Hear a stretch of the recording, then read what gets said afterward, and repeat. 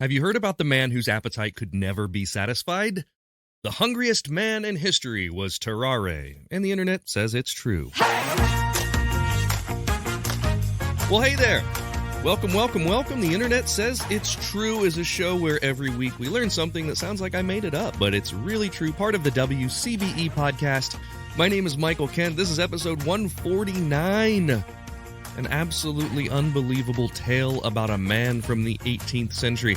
If you want to come see me perform my comedy and magic show live, I do have a couple shows coming up in Columbus, Ohio, July 20 and 21, with Eric Diddleman, who is an unbelievable mind reader and super funny. Those tickets are available for sale now. You can go to upfrontps.org for those. That's upfrontps.org. That's July 20 and 21, 7 p.m. show. If you like this podcast and you're a regular listener, consider supporting it by joining the Patreon. It doesn't have to break the bank. You can join for as little as $1 a month. And when you do that, you get access to free content. And, besides that, it's just a good way of helping me out and saying, hey, I appreciate these stories every week. That link is in the show notes. It's patreon.com/Michael Kent. So, now let's go to the second largest city in France, Lyon. And we're going back to the late 1700s. Joey Chestnut is 6 feet tall and 229 pounds. And in 2021, he ate 76 hot dogs in 10 minutes. The last record holders before him were Matt Stoney and Takeru Kobayashi, and they ate 70 and 66 respectively. And while Chestnut is known for the Nathan's hot dog eating contest, he's also broken competitive eating records by swallowing ridiculous amounts of matzo balls, steak, chicken, pizza, just about anything else. And while he is a natural at competitive eating, Joey Chestnut has to train to be able to do what he does. He exercises his mouth and his jaw, which he says usually start to fatigue about 7 minutes into a contest. He also goes through cleanses and diets and practice rounds. He says that when he eats the hot dogs every year, it's the equivalent to about 16 pounds of food in him. So he needs to keep his body in shape in order to be able to process that amount with his mouth and his jaw. After a competition, it takes him about 2 days to feel normal again.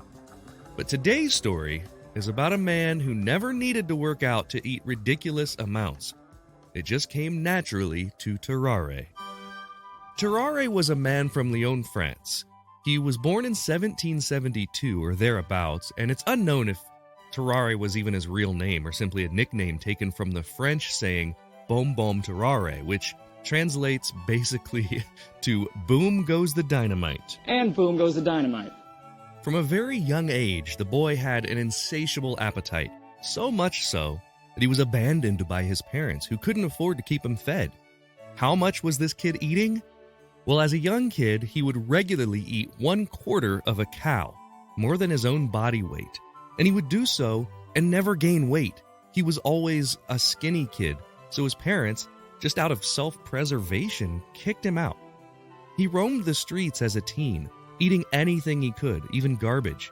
He eventually found his way into a band of prostitutes and thieves, and he would travel around with them during the day, performing on the streets, eating ridiculous amounts just for the amazement of onlookers for money. And while he was always described as being thin as a rail, his mouth was said to be freakishly large. For the crowd of people, he would swallow corks, rocks, and anything people would point to. He would just eat them without a problem. This included entire baskets of apples and, sadly, cats and dogs. A contemporaneous account from an eyewitness used these exact words, quote, "He seized a live cat with his teeth, eventrated it, sucked its blood, and ate it, leaving the bare skeleton only. In about 30 minutes, he rejected the hairs in a manner of birds of prey and carnivorous animals." End quote. At one point, it was reported that he bit the head off an eel, then swallowed the whole eel whole, one bite. Similarly, it was said that he preferred snakes, lizards, and other reptiles. At one point, there's an account of Tarrare attending a dinner for 15 people. He ate all of the food and drink for all 15 people. And being a skinny guy, when he would do this, it would change his physical appearance. After eating, his abdomen would blow up like a balloon. And while we're talking about his physical characteristics, The guy was disgusting, and not just his eating habits. He was said to be constantly covered in sweat, horribly smelly and unclean. It was said you could smell him so strongly you couldn't stand within 20 paces of the man. And I already mentioned his abnormally large mouth, but inside that mouth, his teeth were dark and permanently stained. And due to the constant shrinking and growing of his abdomen, he was reported to have skin that would hang loosely from his body. After he ate, his eyes would be bloodshot and the smell would get worse. And the guy was constantly farting. Some have said that that's the origin of the use of the phrase "bom bom Tarrare" to describe him. Boom goes the dynamite. And boom goes the dynamite. Tarrare was sort of a vagrant. He didn't have anywhere to go and was literally only motivated to eat. In the 1790s, the War of the First Coalition broke out within France. He joined up with the French Revolutionary Army. Finally, he had found purpose. But if you think modern army rations wouldn't be enough to satisfy your hunger, try being Tarrare. He found himself trading all sorts of duties and jobs just to be able to eat the rations of his fellow soldiers. And this still wasn't enough. He would eat everything he could find, including inside dumpsters and trash heaps and all of the gauze for wounds that he could find. And he was still malnourished and ended up in the hospital. Doctors were stumped. No one had any explanation for the strange eating habits or the fact that he couldn't put on weight. The man was constantly malnourished. At one point, the military had an idea to put Tarrare's unusual ability to their use. They would turn him into a spy. He would swallow military documents, travel in plain clothes through enemy lines, and deliver plans to people who needed them. In other words, someone had to rummage through his droppings to retrieve the plans. At this point, we're talking about the Army of the Rhine, which was a group that was trying to bring the French Revolution to the Prussians. The generals put him to a test. They put documents inside a wooden box and wrapped it in paper, then gave it to Tarrare to eat the entire box. And he did. He ate the box, no problem, and then passed it, and the paper was still intact, and they rewarded him with 30 pounds of random cuttings from a cow. So once again, he'd proven himself. They gave him his first official assignment. A French colonel had been imprisoned in Prussia, and the Army of the Rhine needed to deliver important plans to this colonel. So they gave the plans to Tarrare to swallow. What he didn't know was this was just another test. The plans he was carrying were nothing but a note that confirmed that the colonel had in fact gotten the message from Tarrare. The note basically said, "Hey, let us know if you got this, safely." But he didn't know this at the time, so he dressed like a German peasant and headed toward Landau, where the man was being held captive. I mean, heck, he already smelled like a peasant, so that probably helped. But when locals discovered that he didn't speak their language, it sent up red flags, and before long, he found himself in front of a Prussian commander who was now accusing him of being a spy.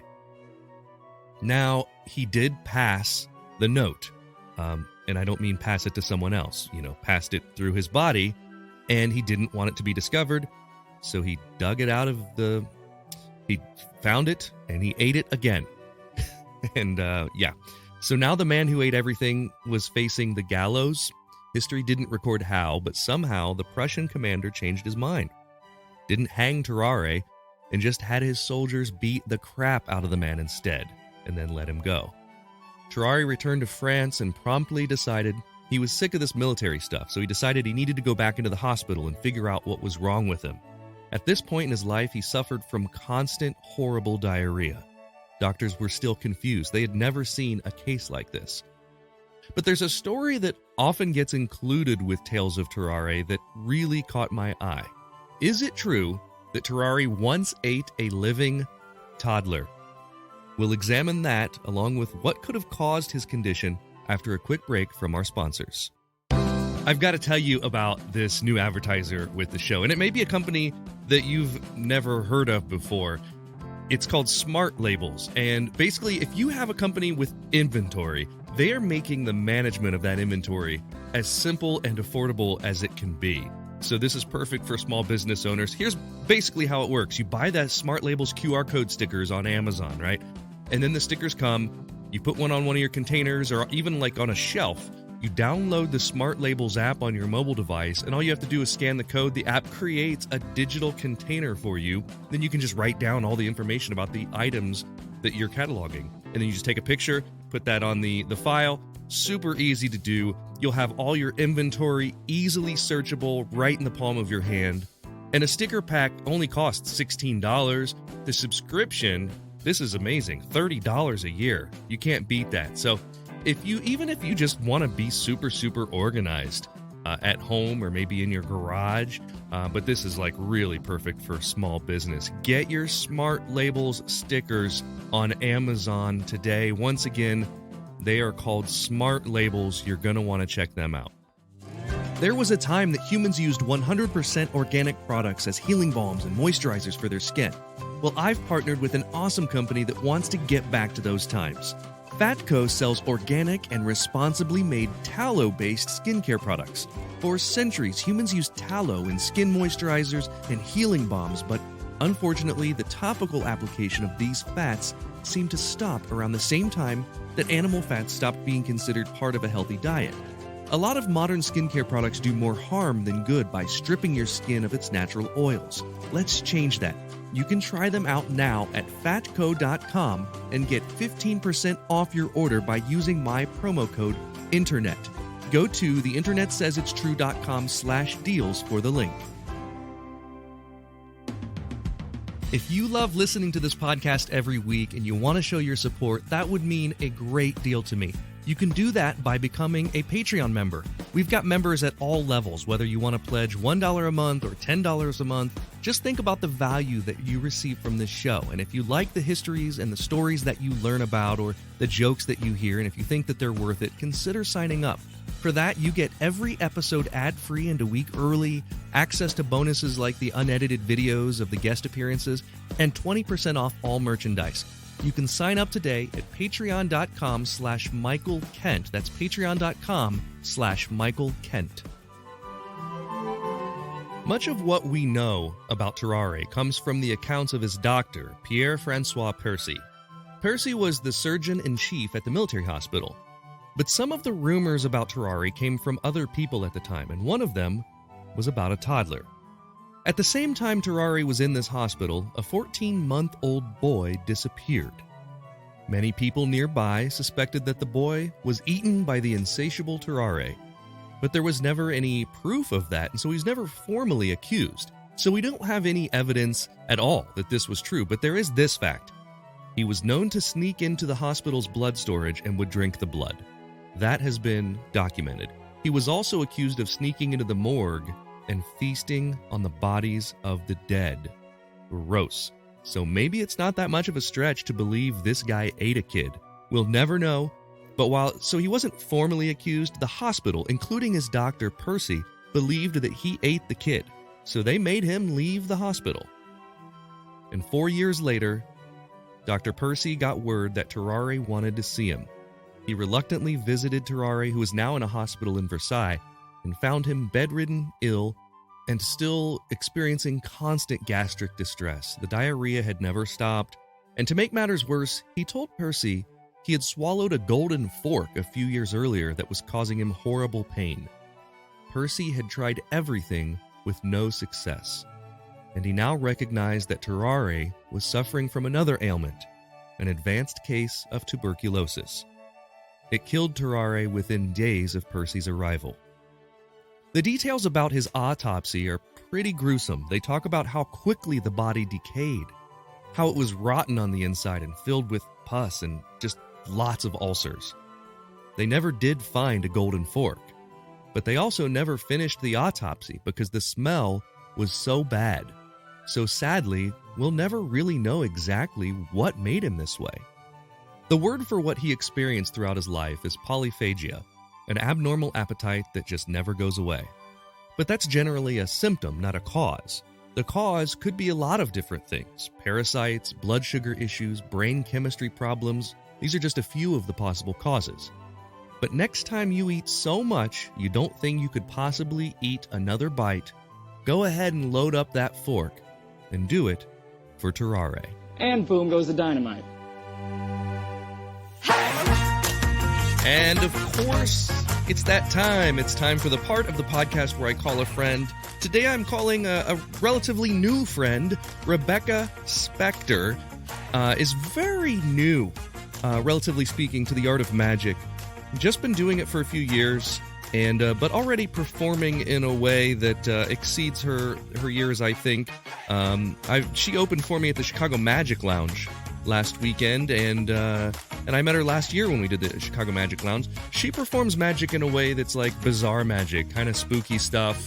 It's really cool to see someone who's new to the art, who's picked a genre and picked a style of performing. That's always great to see.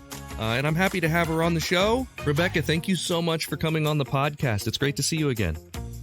Thank you so much for having me, Michael. I am so thrilled to be here. I enjoyed working with you last weekend. Was it last weekend? No, 2 weekends ago at the Chicago Magic Lounge.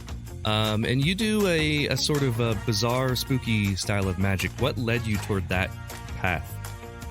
Yeah, I think that was just always my style and always what I was interested in. I also had sort of an untraditional path toward doing magic seriously. And so like my number one influence, what has always been the amazing Jonathan, because they used to syndicate his specials on Comedy Central when I was like 8. And I was like, well, that's great. And so I think it's always sort of been there. It's always been sort of that association for me. And it's just what I'm interested in. I think both aesthetically and sort of thematically. Yeah. And there are there are a few magicians that really you could pull a lot of inspiration from, like Rob Zabrecki, it comes to mind, and Todd Robbins, and some of these folks that have done, a sort of a spooky style performance. It's not a very common thing. And so what I was just mentioning was that it's nice to see someone sort of carve out a niche in the beginning. It's really hard to figure out your voice in performing, and that's one of the things it seems like you already have a great start on, is like finding out kind of what works with you and what doesn't work with you. Thank you. That's the result of lots of years and years and years of writing and performing, just not magic. Right. And funny enough, I think I was doing stuff that in retrospect really helped me hone my voice. And in retrospect, I couldn't be doing any of this without all those years. But at the time, I didn't really know. I didn't really feel like I really felt like I was having trouble finding my voice. I knew what I liked. I knew my taste. I knew kind of sometimes what I wanted to say, but it didn't really connect exactly. And then, I sort of started doing magic just for fun, completely for fun, with no other ideas. But I think all that background work had already happened. And also I was already like a grown up. So I could already have a little bit of a sense of like a little bit more immediately, like what I like, what I don't like, what speaks to me, what doesn't. And now it's exciting because now I'm a few years in where I can really sort of do that with like routines. Like now I have an even quicker sense of like when I see a routine, like, oh man, that's awesome. That's not for me though. Or, oh, I kind of like that. And definitely I can make it work for me. So let's see what, so now that sort of sense is getting even sharper and more honed, which just lets me kind of work more efficiently, which is nice. Yeah. I always say, when it comes to creativity, putting constraints on your creativity is the best way to help you, guide you along the way, is knowing what you aren't, so that you can sort of get those things out of your mind and move in a direction that's congruent with what you are. All right, Rebecca, let's get into this. The first question, we're actually going to play for a joke. So if you get it wrong, you've got to tell me a joke. And if you get it right, I'll tell you a joke. Here is your question. Tarrare was a French man in the 18th century who was known for what? A, eating ridiculous amounts, including piles of garbage and entire live animals. B, being born with a face on the back of his head. Or C, having 3 arms. I don't know if I should be proud or ashamed that I for sure know the answer to this just from knowledge. But A, he would eat all sorts of things. And I'm sure you're going into this in the episode, but he would eat all sorts of things. That is absolutely we suspect. Yeah. You got it right. Yeah. All kinds of weird stuff. And yeah, we tell the story of all the famous exploits, including the suspicion that he may have eaten a toddler at one point in a hospital, which, it's really hard to verify any of this stuff. It's 1700s, they're not the best records, but his doctor did keep really, really intact records of a lot of these exploits. So. I owe you a joke. So every 10 Ah. years, the monks in this monastery are allowed to break their vow of silence, right? They get to speak 2 words. And 10 years go by, and it's one monk's first chance. He thinks for a second, and he says, food bad. And then 10 years later, he says, bed hard. It's the big day, right? A decade later, he gives the head monk a long stare and says, I quit. And then the head monk says, I'm not surprised. You've been complaining ever since you got here. I like that. That's a good one. Yeah, fun one. I like that a lot. Well, thank you for that joke. Yeah, you're welcome. You're welcome. I was looking for food jokes, and there was the word food in there, so that's probably why it came up, but it made me laugh, so there we go. I like that a lot. Sometimes it's hard to find like topic-specific jokes. They're all like the joke book style jokes, and they're some of them are just so bad they're not even worth saying on the pod. But sometimes they're so bad they are good. So you were talking about your background before you got into magic, and our listeners are probably asking the question, what was that? Yeah, so I always knew I loved writing and performing, and I just sort of spent like a long time sort of trying out different ways of doing that. I was a theater major with a concentration in TV and theater and film writing, and then got out of college. I started a theater company here in Chicago with some friends, and we took it to Steppenwolf and created different shows. I would act in those. And then I had a little group where, I was never involved in improv directly, but my friends were. And so I had some friends in improv and the sketch comedy world. And we had what I call like a weird performance arty comedy group. And that went on for a couple of years in Chicago. We took that off Broadway, got a grant to do that, which was really, really fun. And every time I would do stuff, I felt like I was getting kind of closer and closer, but there was something that it wasn't quite feeling right. And I think for me personally, it goes down to 2 things. It's like control and constraints. Like the first one, I love acting because I love performing, but the issue of control, I felt like it's such a lucky thing to get an audition for a project that you actually connect with, and then to get a role that you actually connect with, and then to have a director and a team that's smart that you connect with. And, and if you don't, then you're still spending 6 p.m. to 10 p.m. like after work, if you have the job, day job, which at the time I did, maybe playing a role that you might just be playing a tree in someone else's project, which may or may not be making you feel fulfilled. So I went into this space like, okay, I want more control. I want to, even if I'm performing for fewer people or for a shorter amount of time, I want to like direct those words. So then, we get into the sketch comedy group, and we were this bizarre little group, and we got to do what we wanted and stuff. And that felt, and then I was like, well, stand-up really makes sense. My whole life I've been fascinated by stand-up. I did it a bunch in college. It's just 4 minutes. Who knows what the crowd is, but you have ultimate control. But then we get into that issue of constraints, which I personally really work best with constraints. Yeah. And so it wasn't feeling right. And the narrative with stand-up is that the narrative with a lot in our capitalist society is it's supposed to be hard and it's supposed to be unpleasant. And, so if it's unpleasant, that means you're doing it right. So even though it like really so then I started doing magic for fun. And then I was like, oh, you're allowed to go to lectures where they just tell you this stuff. So I would go and I would take notes. And then I met people there who told me about clubs and magazines. And I was very specific with myself. I was like, we're not going to have any magic goals. We're not doing this for a reason. We're not, this is just for fun. There you go. It's too bad you're not. It's too bad you're not in a city that supported, sketch and improv more. I know. Like what a testament. I love Chicago so much. And I think my story, for lack of a better phrase, is like such a testament to what a great community that we have here. That you're able to do. Yeah. Like if I said, I'm going to start a theater troupe in Columbus, Ohio, I could do it. It would be an uphill grind the entire way with trouble finding audience members, to be honest. It's really tough when you're not in a large tourist city to bring in people to see entertainment. They want to see entertainment. It's just that, everyone's tired at the end of the day and they won't make the time. Anyway, let's keep moving on, Rebecca.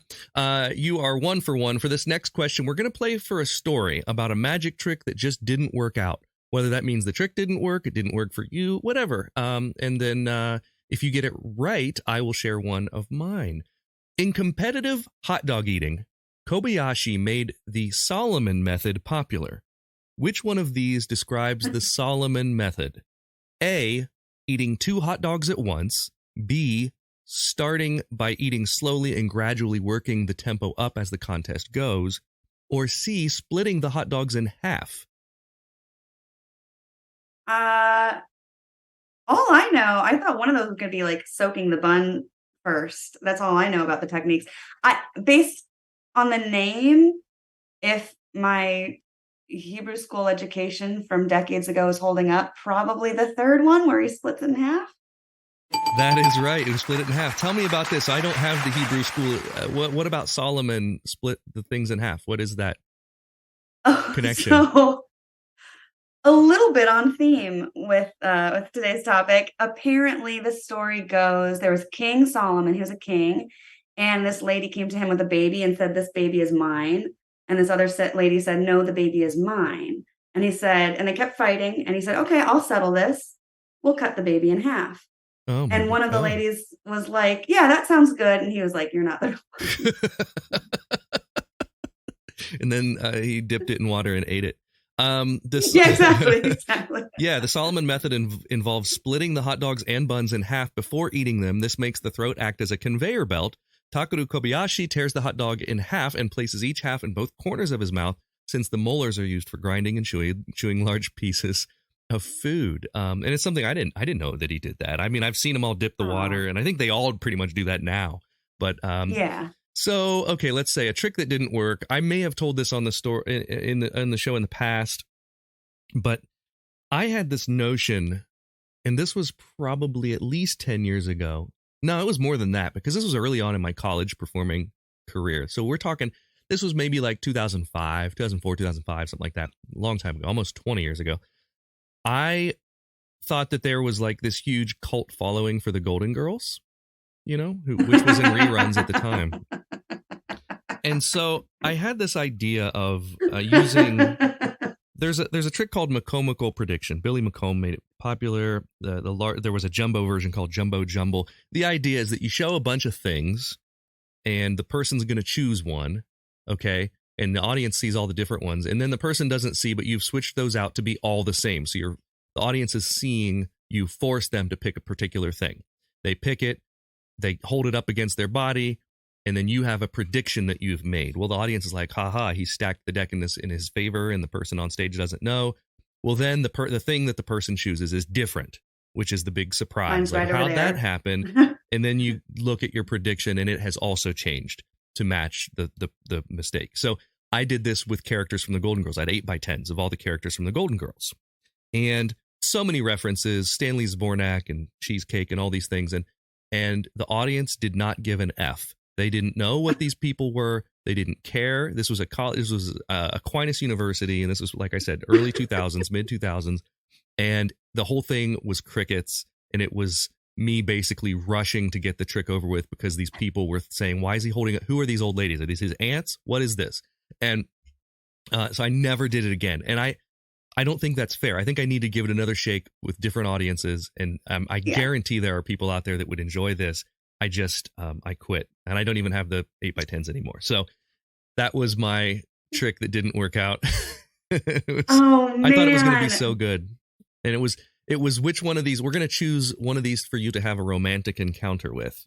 And obviously all the pictures were Blanche. Okay. So he was going to pick Blanche, but then he ends up picking Sophia. And then my prediction matched to be Sophia. So yeah, there you go. There's your story. I mean, I love the Golden Girls. That said, I feel like if I saw that and didn't know who they were, I would love it even more. Yeah. But that's just me, maybe. That's brutal. That's so funny. I'm so sorry that happened to rough. you. There is a crowd out there for that, though. There really is. I think so. I think most crowds, but college students, you never know. Sometimes they really cling on to, cult revivals of things. And then other times it's just nothing, you know. Like I could probably do that routine with characters from Vanderpump Rules right now and it would go really well, but I refuse to watch the show. My wife is currently watching it and going through it, and she's not even into it that much. She just like wanted to talk to a friend about it who was really into it. So anywho, so for our third question, we always do the same prize, which is the Internet Says It's True sticker, 3x3 sticker. You can win one of these if you get this question correct. Polyphagia is the word for excessive hunger. Which one of these is the word for the opposite of polyphagia? A, anaphagia, B, pertussis, or C, anorexia? Oh, interesting. I see what you're getting those Latin prefixes all mixed up in there. I think it's the first one, the ana one that's not anorexia. Okay. The answer is anorexia. Anaphasia is a word I made up. I'm using the using the Latin root.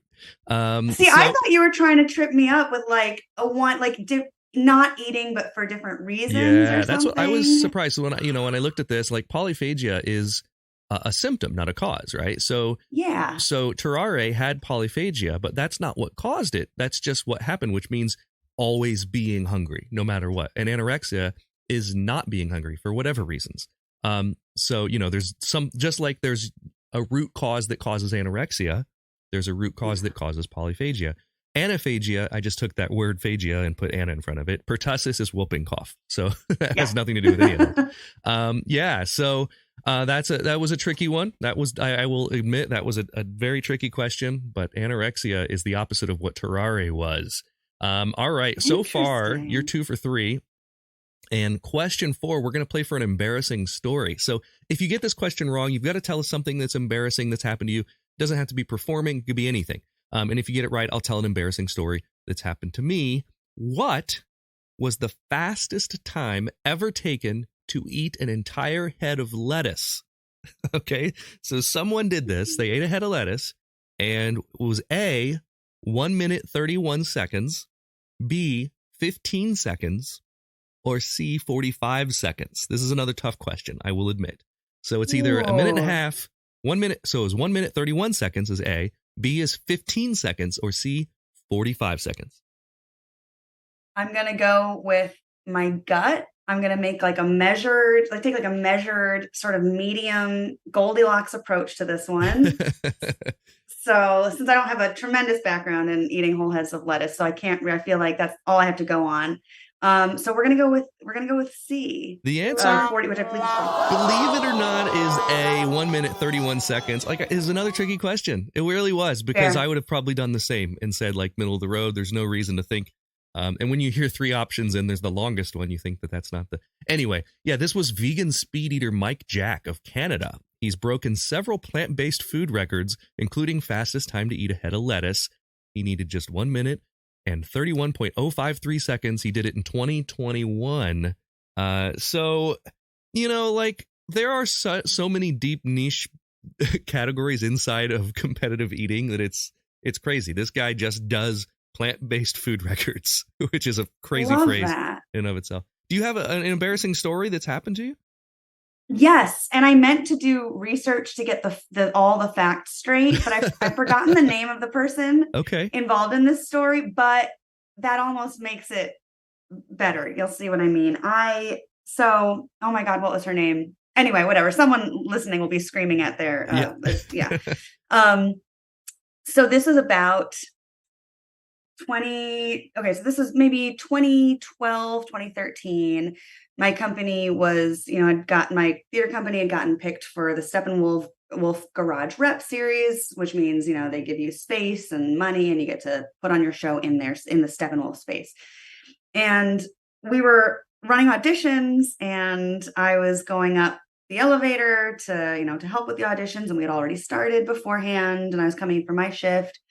And I was kind of rushing around, and I'm in the elevator and I make it in, and it's me and like some guy and some older a lady, just older than me. I mean, definitely the sort of, an age and a bearing that would imply that she is like established in her career, maybe maybe a theater related career, um maybe even at Steppenwolf, one might say.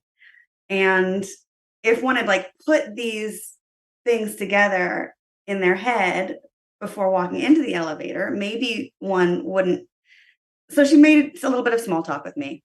And my embarrassing moment is I asked the artistic director of Steppenwolf, who had that role for like decades, if she worked there. And she did work there. Indeed. She didn't do anything to make me feel bad at all, but she was like, "Oh yeah, so I'm the artistic director." And I was like, "Oh, right." I already, as the words were coming out of my mouth, I was like, "Don't ask her if she works here. There's got to be a better way to phrase this. What if you're going to regret this? You don't." But the words were already, it's like in a cartoon where I could like see them like floating in the air. And I was just like, "Oh yeah, what do you do here?" Or like, "Do you work?" And I can't even remember the exact words because I definitely like blanked out. And I think she was totally cool and everything. But I think generally, if you're in that space, and sometimes people do try to make me feel better. They're like, "Well, how are you supposed to know everyone who works at," which is totally fair. And perhaps even she would say that. But I think also it's like she was kind of the figurehead and the face of this major theatrical institution in the city. And it may have been refreshing for her. Who knows? Maybe, if she's used to actors sort of kissing up to her, that may have been a refreshing interaction. Who knows? Oh, well, thank you so much for sharing that with us. You are currently 2 for 4, but this one can turn it all around. This is the last question. It's for all the marbles, Rebecca. If you get it right, you're welcome back on the podcast anytime. But if you get it wrong, banned for life. There will be no more. Fair. Here is your question. This one is not a multiple choice. If you could travel back to the past, what would be the first dish that you would eat?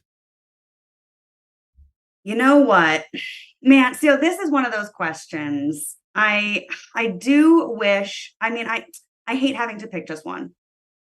Yeah. I am tempted. Now, let me just give a few others just so like we know that I'm generally like a smart and cultured person. There's like, there are these YouTube channels where this guy like makes like old colonial foods, like 100-year-old salad dressing things. It always looks amazing. Disgusting. I don't know. To it me, does. I see those things and I'm like, ketchup pie. Okay, great. Awesome. Yes, that's a great example. I always get curious about those, and I always get curious as to whether like produce at all tasted different back then. And these are the sort of smart things that I think about. That said, I was merely a child when McDonald's stopped using beef tallow in its French fries. Whoa. And yeah, because I would just like to make a quick plug for our sponsor, Fatco, which makes skin products out of tallow, just so you know. Yes. Okay. I heard that on the last episodes, and maybe that's what like subtly influenced me. I didn't know that they ever awesome. did use beef tallow or stopped using beef tallow. So you think if you could go back, and by the way, that is a right answer. If you could go back in time, it would be really interesting to do a taste test between old McDonald's fries and new McDonald's fries. But you think you can remember the taste of their old fries? I cannot, actually, which is why I want to do this. So there was like a whole This American Life episode where they delved into this. Why they went away from beef tallow was sort of like nutrition theater. It was like, oh, we're making things healthier. It didn't actually make things healthier, but it placated the people who wanted them to stop using. Oh, I guarantee beef it was tallow. 100% a cost-based decision. Yes. And apparently it's not so much the flavor I'm curious about. And I know that there are places who do deep beef tallow fries. I know, but I want to try the McDonald's ones because apparently they used to be, I can't get this phrase out of my head, quote, shatteringly crisp. They would just be okay. A whole other thing. The other thing, a better answer other than this, as long as we're talking biblically, I've always wondered. Are we? Fundamentalists. Are we talking biblically? Well, we were. Okay, I got you. Oh, Solomon. Yes. Okay. Well, I thought too much about this question, but I've been like thinking, yeah. Is people who believe every word of the Bible is literal. Yes. I really want to I want them to know. I want to know what manna from heaven, like what they're picturing. Oh. Like this food that like came down. Oh. Like, huh. Ew. Like, what was that? Yeah, interesting. It's like the what was in Greek mythology the nectar of the gods? Ambrosia. Ambrosia. It's like that, we in modern times have made ambrosia a thing, right? Where that's an actual dish with a recipe. But ambrosia to that, we don't know what that was back then to those people, Interesting. So I thought about this one too. And this is very strange because we didn't talk about what we were going to say for this or anything beforehand, but mine is also a McDonald's thing.